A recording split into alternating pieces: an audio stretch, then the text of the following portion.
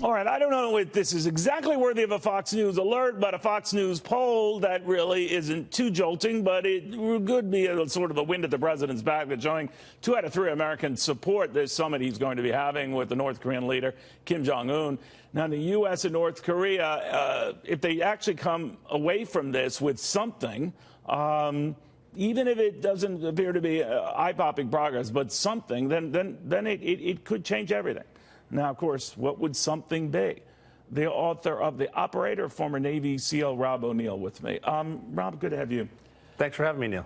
One of the common phrases we hear, Rob, is denuclearization of the Korean Peninsula. Both sides agree that's an integral issue. We have very big differences on the timetable. We want it fast. The North Koreans, not so fast. Well, there's so many arguments with that because a lot of people are saying that Kim Jong-un is sort of playing along, knowing that President Trump could be out in a few years, 7 years, at the most, and then he can play the next administration, which is grandfather Kim Il-sung, and then Kim Jong-il, and then Kim How likely do you think that is? I don't think it is. I just think with a lot of the technology coming up that Kim Jong-un wants to maintain power, and the way he maintains power is without an invasion of his country. He really wants to avoid an invasion. That was one of the things that he was saying in the demilitarized zone and then in South Korea, that if we can guarantee the U.S. will not invade, which we really don't have interest in doing, he gets to sort of maintain power, and that's a whole different ball of wax once they get the technology in there. But if he gets to keep power with nukes. He knows that it's a deterrent.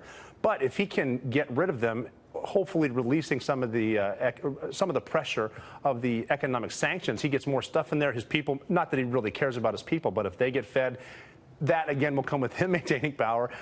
Just to get a face-to-face with the leader of the free world, which no one in North Korea ever has, that's a step in the right direction. He can hear face-to-face, along with an invite to Lagomar or to the White House. He wants to be legitimized. He wants to keep his power. This is definitely a step in the right direction. I mean, even if nothing comes out of it, they've already started negotiating. Once they called it off, put it back on, and then President Trump's going to leave the G7 summit tomorrow early to get to Singapore to start. This is a great first step in foreign policy. All right, now. You never like being called a hero, but I think if you take down Osama bin Laden, you categorize as that in my book. But having said that, how would you feel if we do normalize relations and down the road there's Kim Jong-un at the White House with the President of the United States? It's a tough one. I mean, President Trump's invited Vladimir Putin, too, and a lot of people on the left are saying that, you bring he's a guy that's tortured his own people. He's not a good guy. We can't pick and choose the leaders of the countries we must negotiate. Look at some of the people that call themselves our allies. Yeah. I'd rather be stabbed in the front than stabbed in the back. That's kind of what it is. And maybe he comes around. I mean, look at Pakistan. Okay, we give them millions and millions, hundreds of millions in aid, and they hid bin Laden on us. They're hiding the Haqqani network.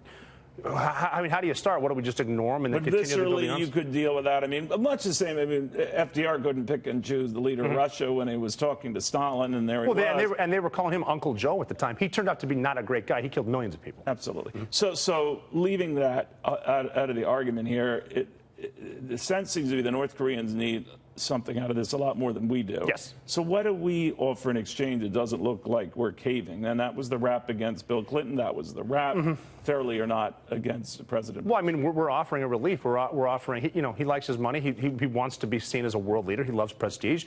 But it seems to me, I mean, even I said he was crazy before on television. He might not be as crazy as we thought.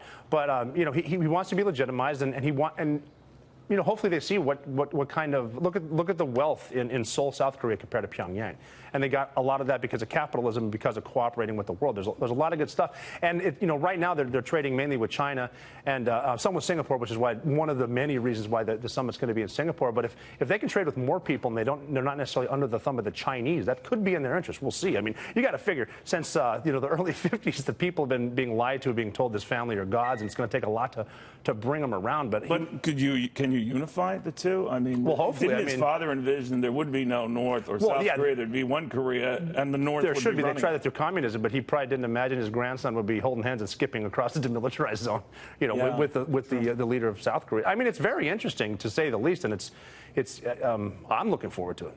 All right, it is going to be pay-per-view watching. Thank you very, very much, Rob O'Neill, former U.S. Navy SEAL, the man who brought down Osama bin Laden.